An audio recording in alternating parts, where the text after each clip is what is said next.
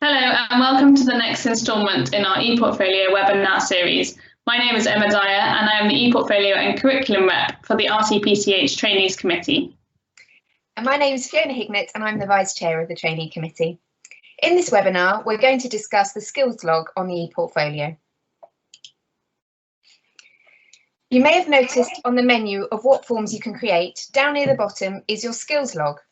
Now, of course, for many of your practical skills, you will do DOPS, assessments, and ultimately be signed off on the compulsory procedures with these. However, you may still want to record procedures that you do where you don't do a formal DOPS, or perhaps there was no one observing you, or in fact, you have all actually taught and supervised someone else doing that procedure. Well, this is the place to put all those things. As an example, let's say that you're the registrar on a night shift on the neonatal intensive care unit when a premature baby is delivered. You intubate the baby independently and then want to enter this on your skills log. At the top, you'll select the airway and breathing procedures and then scroll down and select the type of procedure, which will be pre-populated as intubation. Many procedures are pre-populated, such as intubation, LPs, catheters, cranial ultrasounds, and then there's also the option to free text your own if it's not there.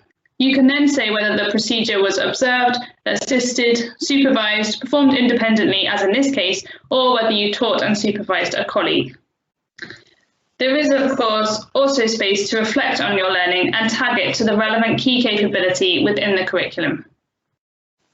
As we mentioned above, it's helpful to note that there are a handful of core procedures that each trainee must evidence with a DOPS by the end of level 1 training. These don't need to be repeated again in level 2 or level 3 training.